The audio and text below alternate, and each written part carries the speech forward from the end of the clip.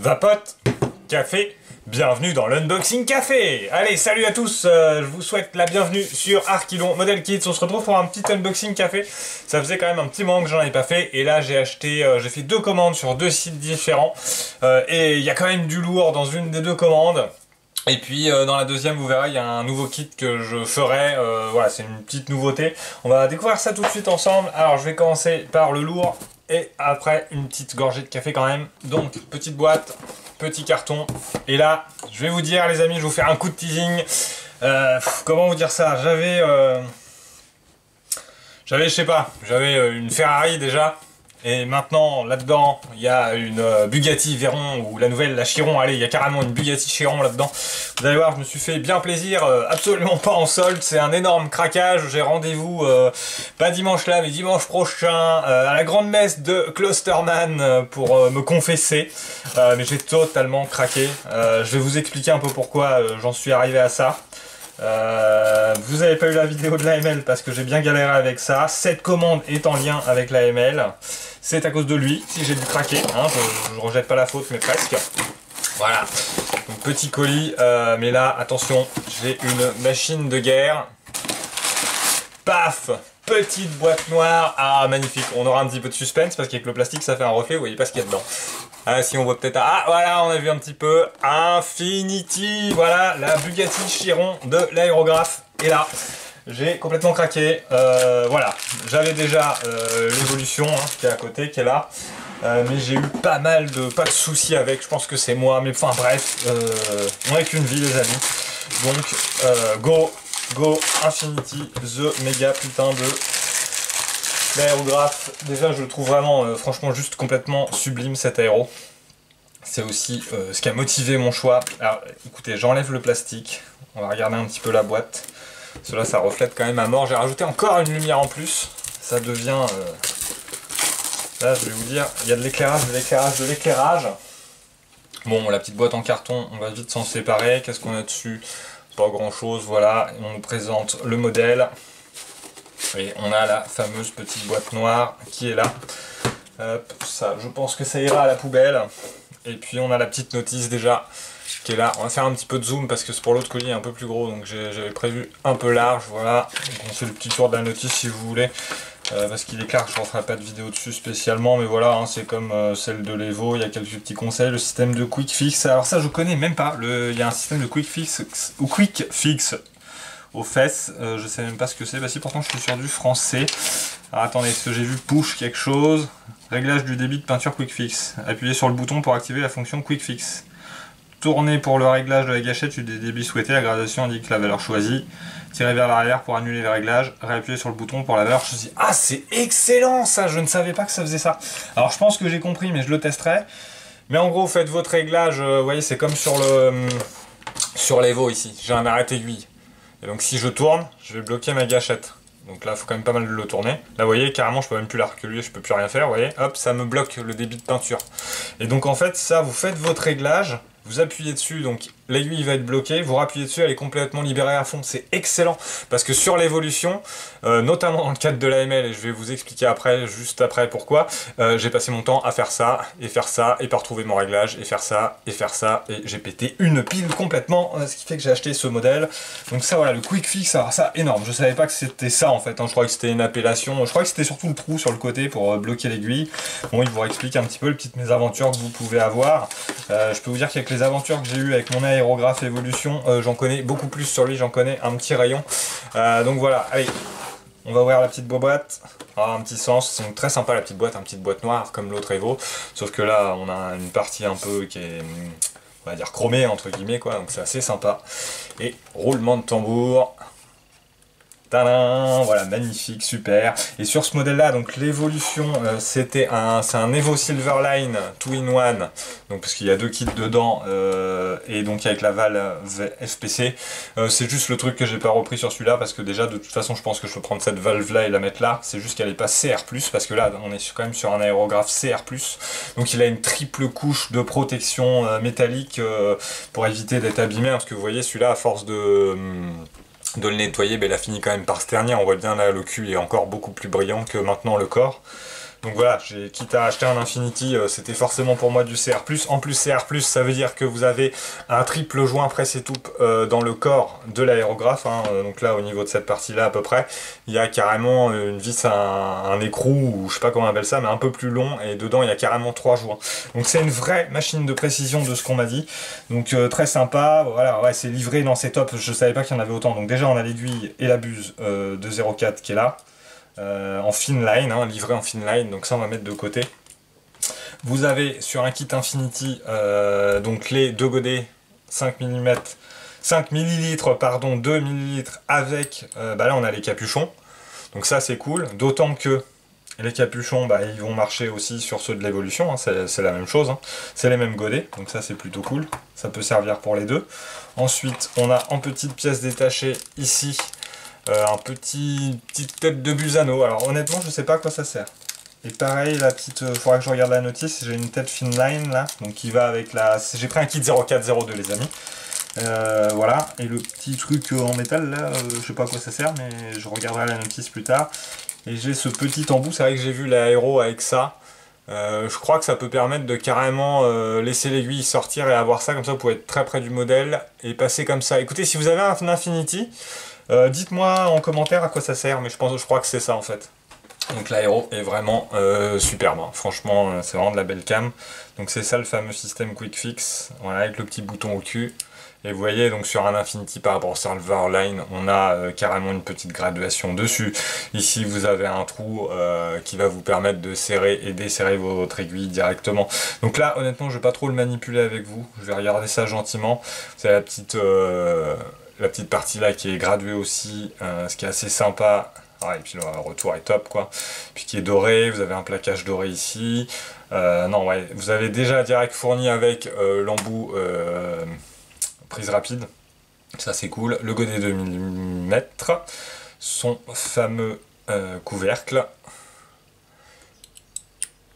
Hop. Alors faut que je vois, j'ai du mal à les remettre. Après je regarde. Bon, je vais de toute façon le sortir. Bon, j'en ai jamais utilisé jusqu'à maintenant, donc je dois le mettre de travers. Il doit être coincé, voilà. Donc, vous voyez, on a la mention hein, Infinity CR+.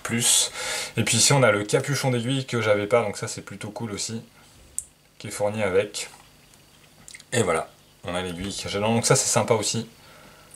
Pour le ranger, au moins, on est sûr que l'aiguille ne sera pas abîmée. Voilà, très beau produit. Je suis très content de ce petit achat. Franchement ça va être bien cool, j'ai hâte de le tester.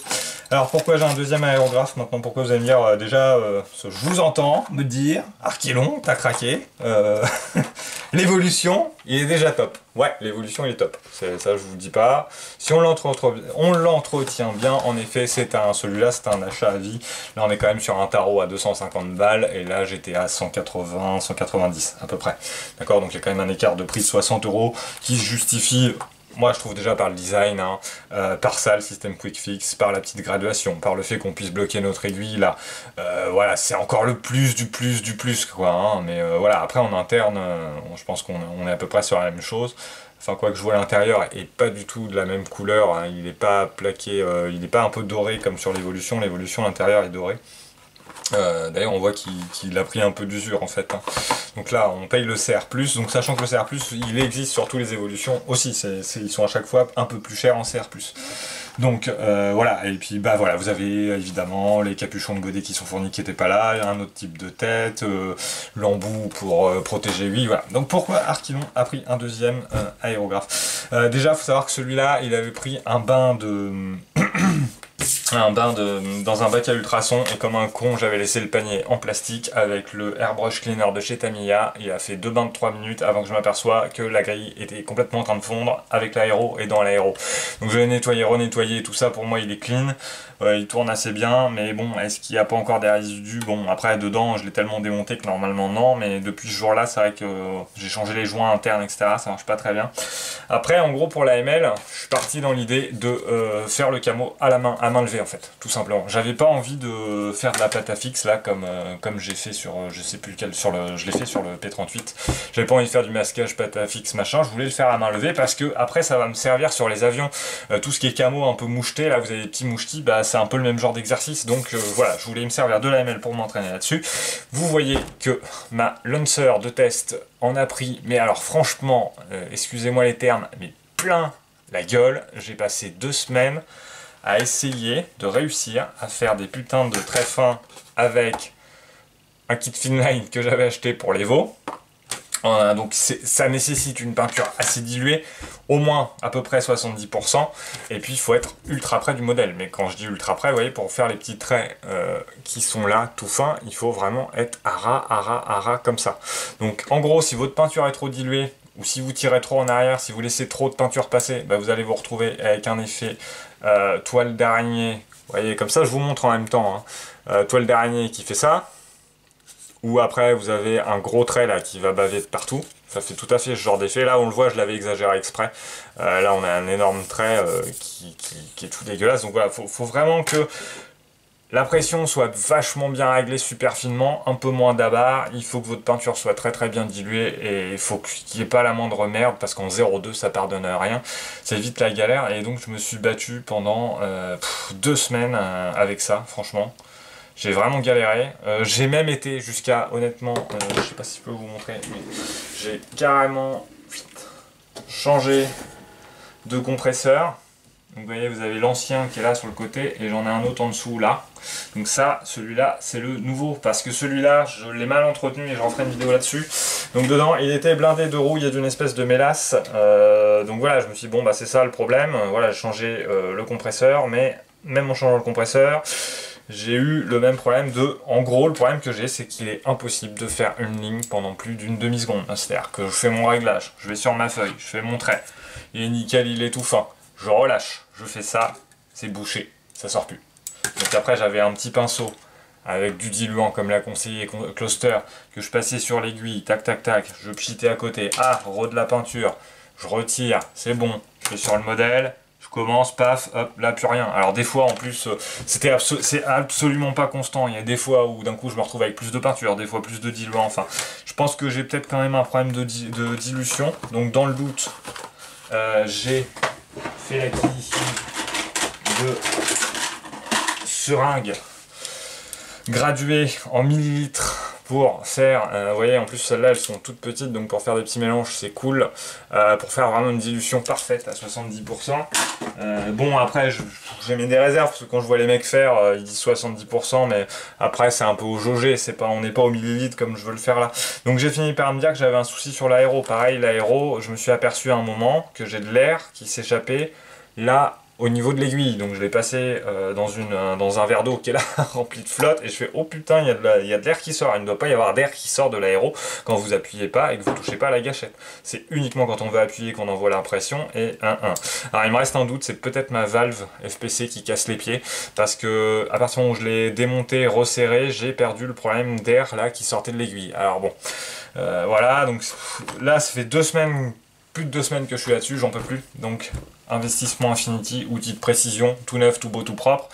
Bon, maintenant après 1 an et demi de maquettisme, je sais exactement comment l'entretenir parfaitement, comme sur mon tuto, donc voilà, avec j'aurai pas de soucis, je sais que je vais pas voilà, je suis bien content de ne pas avoir commencé par celui-là.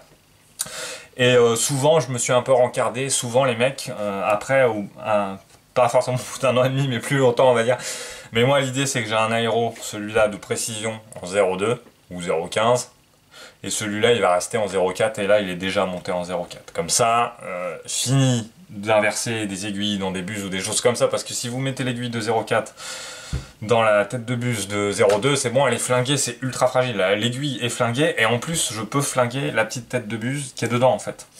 Et là du coup ça en plus on s'en aperçoit pas tout de suite. Aiguille flinguée ça se voit assez vite parce que dès que vous faites un trait ça poustillonne autour en fait, ça crachote.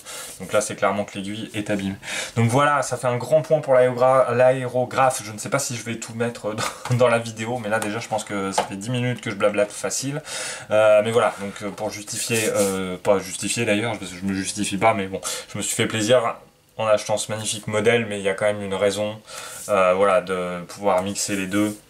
Et puis d'arriver à faire ces saloperies de très fin, et pour finir cette AML. Donc j'ai commencé, hein, l'AML, il a quand même bien avancé sur ça, mais j'arrive pas à être net et être surtout constant, j'arrive pas à faire un trait constant. Là quand j'ai re-regardé la vidéo de Cluster où il fait, vous savez, il fait sur l'aile du Grumman, là, il fait des petits traits blancs tout fins pour voilà, faire après le voile de peinture et ajouter pas mal d'effets de tonalité, etc. Moi c'est impossible, je fais ça, c'est terminé. C'est bouché, on recommence, etc. Et j'ai essayé toutes les dilutions, 50, 60, 70, 80, 40, j'ai fait avec de la Tamiya, avec de l'Aka Real Color, avec de la MRP, qui est auto-diluée du coup, là même pas de dilution, pareil, impossible. Et je sais que Cluster dans sa vidéo, il avait pris de la peinture à MRP auto-diluée, et qu'il l'a fait comme ça, voilà, il l'a pas redilué par-dessus, donc il n'y a pas de raison, donc je me dis que j'ai peut-être une merde avec l'aéro, donc là je vais tester, je vais voir tout de suite si ça fonctionne mieux avec celui-là, et puis je vous ferai un petit retour dans la vidéo de l'AML. Voilà, je vais refermer mes deux petites boîtes, je suis super content de ce petit achat. Alors voilà, bon là ça va être un peu plus modeste quand même par rapport à l'Infinity. Bon voilà, j'ai simplement recommandé, vous savez, je vous ai fait une vidéo il n'y a pas longtemps sur les 8 étapes pour monter et peindre un avion. Donc évidemment j'ai parlé du fameux Tamiya X22, le Mustave. Donc voilà, j'en ai racheté parce que j'en avais plus. J'ai pas pu vous le mettre sur la photo. Voilà, donc ça c'est le genre de truc vous pouvez vite acheter par 4, 5, 6, 7 pots, 10 pots, voilà. Et puis pour me la péter à la Plasmo, j'ai acheté le Mr. Color Silver métallique parce que je vois qu'il l'utilise assez souvent au pinceau et que ça a l'air d'être un bon produit. Donc voilà, je voulais tester, on le verra sur certains de mes montages. Voilà, j'ai vu qu'il utilisait à chaque fois ce produit-là, que c'était, il le dit en plus en anglais que souvent c'est son produit préféré pour faire ça. Donc je peux y aller, on va le tenter. Voilà, parce que j'aime bien ce mec, j'aime bien ce qu'il fait. J'aime pas tout ce qu'il fait, mais bon, je trouve quand même que quand vous le regardez, en fait, lui, ce qui est énervant, c'est que on le voit faire. Franchement, c'est un dingue parce qu'avec son pinceau, il fait ça. Hop, hop, tac, tac, tac, tac, tac, tac, tac, super précis. Hop, et à la fin, on a un truc top, nickel. Voilà, moi, il m'impressionnera toujours. Donc, et puis bah j'ai quand même acheté un kit. Alors je suis quand même un blaireau, hein, c'est comme quand je vais acheter des fringues, c'est que c'est un article qui est absolument pour solde, mais c'est pas grave. Hein, j'ai mis dans le panier 200 produits pendant les soldes, je l'ai fait 40 fois, je prends pas, c'était d'autres modèles en plus, pas du tout celui-là. Et puis bah le lendemain des soldes, ça y est, je me suis décidé, j'ai acheté bah ça, et puis le kit qui est là. Alors attention, ça va changer, je n'ai jamais fait ça, c'est un nouveau type de montage. Alors bon, vous avez peut-être vu un bout là, donc vous avez peut-être déjà compris ce que ça allait être. Mais je me suis dit, bon, j'ai fait des avions, je suis en train de faire des blindés, et je me suis dit, bah pourquoi pas un petit hélicoptère quand même, faut tout essayer. Hein, puis je sais pas si vous avez remarqué, c'est pareil, au fur et à mesure, j'essaye un petit peu toutes les marques de maquettes, hein, parce que j'ai du ICM, alors bon, il y en a que j'ai pas encore monté évidemment, parce que j'en achète plus que j'en monte, voilà. Mais bon, voilà, donc Zvezda, la marque, j'avais vu un petit reportage sur leur usine, ça avait l'air bien sympa, leurs kits ont l'air pas mal, donc on verra, et puis là, bah du coup, c'est une grande nouveauté, c'est un hélicoptère, je ne sais pas du tout comment ça se monte, on va voir. Pourquoi j'ai pris celui-là? Bon, le Hind, mythique, hein. Moi je revois une vidéo comme ça où, de nos jours, hein, où ils sont sur une espèce d'autoroute russe, et puis d'un coup il y a un gros Hind qui passe juste au-dessus, à 2 mètres au-dessus des bagnoles et de la circulation. On sait la Russie, c'est assez démesuré. Voilà, donc j'avais bien envie de faire celui-là. C'est un kit qui est franchement pas très cher, 20,10 €. Il a franchement une sacrée belle petite gueule. Et puis ce qui m'a plu sur ce kit, c'est du 1,72e. Donc voilà, comme ça me fera faire un peu de 1,72, c'est cool. J'ai un autre montage un peu de côté que vous verrez à un moment qui est en 1,72 aussi, ça commence à m'intéresser de plus en plus. C'est quand même un kit qui a 267 pièces, hein, donc pour du 1,72 c'est quand même pas mal. Il va faire 29,8 cm, donc 30 cm, donc c'est quand même pas dégueulasse, ça va faire quand même un petit bébé sympathique, même au 1,72e. Honnêtement j'ai hésité avec le Revel anglais là, un peu de transport de secours qui est un peu blanc, qui est sorti il y a pas très longtemps au 1,32e, et puis là on était plus sur 35 €, je fais non, je me fais un petit plaisir, d'autant que ça c'était avant de savoir que j'allais acheter l'Infinity, parce que l'Infinity je l'ai acheté 2 jours après, donc là j'ai regroupé justement pour faire un petit unboxing, ça faisait longtemps, ça me manquait. Et donc voilà, ce qui m'a plu dans ce modèle, c'est qu'il peut être représenté trappe ouverte, trappe fermée.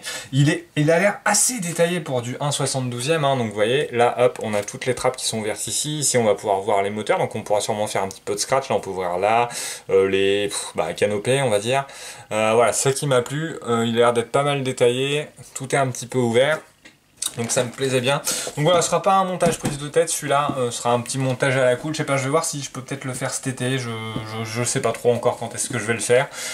Sur le côté, bah voilà, a priori il vous représente. Bon, je vais refaire un unboxing propre, un in the boîte hein, de ce modèle-là. Donc voilà, je me suis dit que ça nous changerait un peu. J'ai jamais fait d'hélico, j'aime bien les hélicos, hein, donc voilà, je pense pas que ça sera le dernier, mais c'est le premier, ça c'est clair. Puis on va voir ce que vaut cette marque-là, ça a l'air pas mal. Bah voilà, écoutez les amis, je pense que j'ai fait le tour de ce petit unboxing.